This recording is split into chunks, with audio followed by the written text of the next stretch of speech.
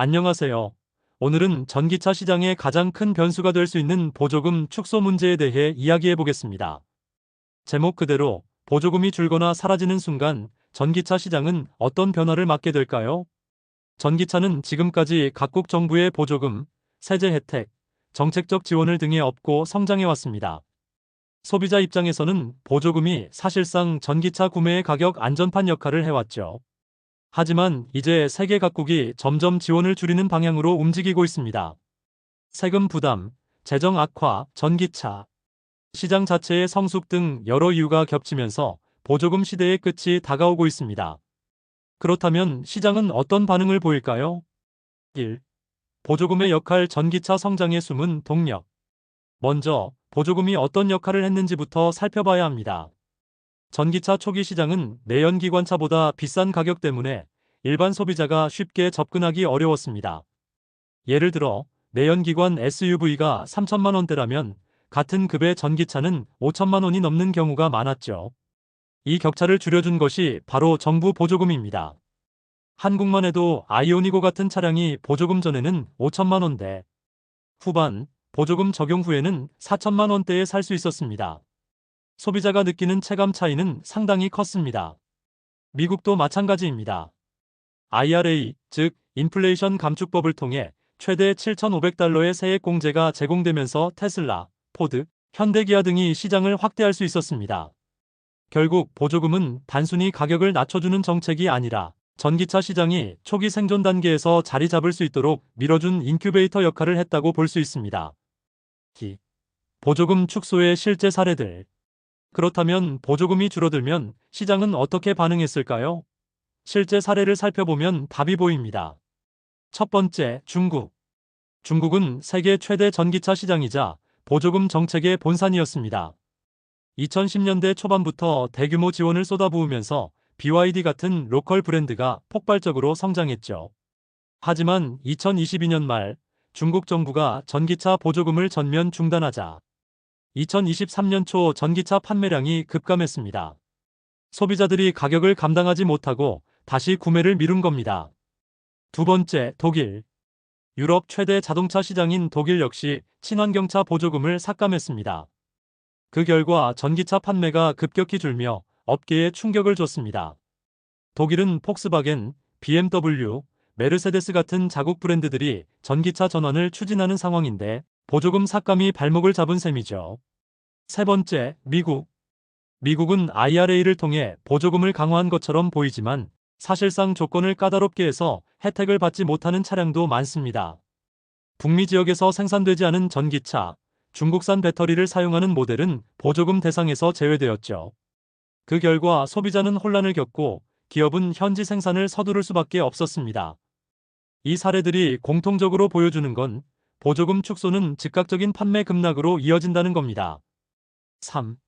보조금 축소에 대한 기업들의 대응. 기업들은 이런 충격을 최소화하기 위해 각자 전략을 내놓고 있습니다.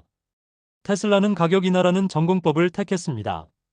실제로 2024년 동안 모델 3, 모델 Y의 가격을 몇 차례 대폭 낮췄습니다. 덕분에 판매량은 유지했지만 수익성은 크게 악화됐습니다. 싸게 팔아 점유율은 지켰지만 돈은 덜 번다는 딜레마에 빠진 거죠. 현대기아는 다른 전략을 선택했습니다. 아예 미국 현지에 대규모 전기차 배터리 공장을 건설해 IRA 조건을 맞추는 방식입니다. 조지아주와 엘라베마주에서 생산되는 전기차는 보조금을 받을 수 있기 때문에 장기적으로 안정적인 판매 기반을 확보할 수 있습니다. BYD는 중국 내 보조금이 사라지자 자체 경쟁력으로 승부를 걸었습니다. 배터리를 직접 생산하면서 가격을 계속 낮추고 2만 달러 이하의 초저가 모델을 내놓아 신흥국 시장을 장악하기 시작했습니다. 즉, 보조금이 없더라도 규모의 경제와 원가, 절감으로 충분히 이길 수 있는 구조를 만든 겁니다. 4. 소비자 시장의 변화. 소비자는 보조금 축소를 어떻게 받아들일까요? 보조금이 줄면 전기차의 체감 가격은 최소 500만 원에서 많게는 1천만 원 이상 오르게 됩니다. 같은 차를 사는데 작년에는 4천만 원대였는데 올해는 5천만 원대라면 심리적으로 큰 저항감을 느낄 수밖에 없습니다. 따라서 시장은 이렇게 재편됩니다. 조기 수요층 환경 의식이 높거나 전기차에 대한 확신이 강한 소비자들 보조금 유무와 상관없이 계속 구매. 대중 수요층 가격 민감도가 높은 일반 소비자들 구매를 미루거나 중고 전기차로 눈을 돌림. 내연기관 선호층 역시 기름차가 낫다며 다시 내연기관차로 회귀. 특히 중고 전기차 시장은 더 큰 타격을 입습니다. 새차 가격이 높아지면 중고차 가격도 동반 하락하기 때문에 전기차의 감가상각은 더 빨라질 수밖에 없습니다. 5. 장기적 전망 보조금 없는 전기차 시장 가능할까? 보조금이 줄어들면 당장은 충격이 불가피합니다. 소비자들은 가격에 민감하게 반응하고 판매량은 줄어들겠죠. 하지만 중장기적으로는 전기차 시장이 자립구조를 만들어갈 수밖에 없습니다. 1. 배터리 가격의 급격한 하락.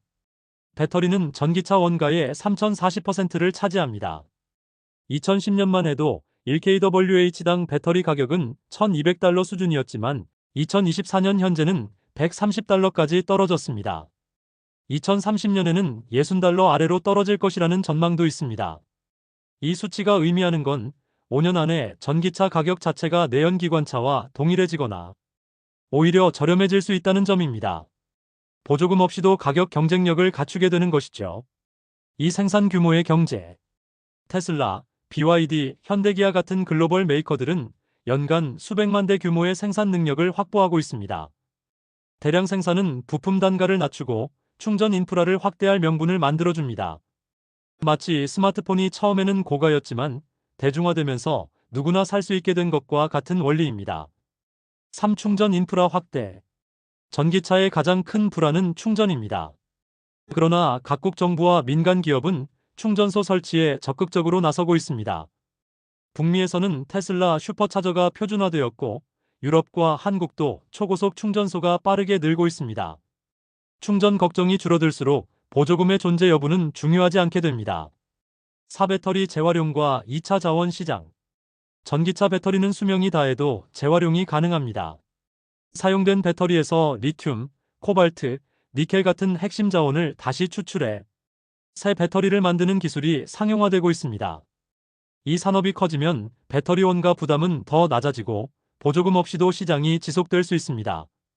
5. 소비자 인식 변화. 초기에는 보조금 없으면 전기차는 비싸다는 인식이 강했지만 시간이 지나면서 소비자들은 전기차의 유지비 장점을 더 크게 체감하게 될 것입니다. 전기 충전비가 기름값보다 싸다. 엔진 오일, 점화 플러그 같은 교환 부품이 없다. 차량 수명 내 총 비용 TCO의 내연기관차보다 낮다. 이런 인식이 퍼지면 보조금이 사라져도 전기차는 경제적 선택으로 자리 잡을 수 있습니다. 즉, 보조금 축소는 전기차 시장의 종말이 아니라 진짜 경쟁의 시작입니다. 배터리 가격이 낮아지고 충전 인프라가 깔리고 소비자 인식이 변하면 보조금은 더 이상 필요하지 않게 됩니다.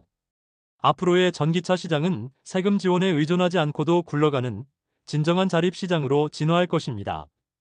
6. 한국 시장의 특별한 상황. 한국의 경우는 조금 더 복잡합니다. 정부 보조금뿐만 아니라 지방자치단체 보조금이 함께 붙기 때문에 소비자 체감가는 지역마다 다릅니다.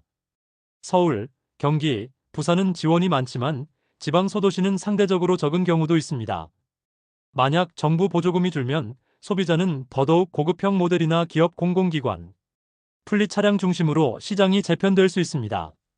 반면 개인 소비자는 내연기관차로 돌아가거나 보조금 혜택이 있는 하이브리드를 선택할 가능성이 높습니다. 현대기아는 이런 상황에서 북미 시장 판매를 더 강화할 가능성이 큽니다. 국내 시장은 상대적으로 위축될 수 있죠. 7. 결론과 시청자에게 질문. 정리해보겠습니다. 보조금은 분명 전기차 시장을 키운 주춧돌이었습니다. 하지만 언제까지나 세금으로 전기차를 지원할 수는 없습니다. 결국 보조금 없는 시대가 다가오고 그 순간부터 진짜 경쟁이 시작될 것입니다. 기업은 기술과 가격 경쟁력으로 살아남아야 하고 소비자는 냉정하게 가성비를 따지게 될 겁니다. 여러분은 어떻게 생각하시나요? 보조금이 줄어든다면 여전히 전기차를 선택하시겠습니까? 아니면 내연기관차 혹은 하이브리드로 돌아가시겠습니까? 댓글로 여러분의 의견을 남겨주시면 다음 영상에서 함께 더 깊이 다뤄보겠습니다.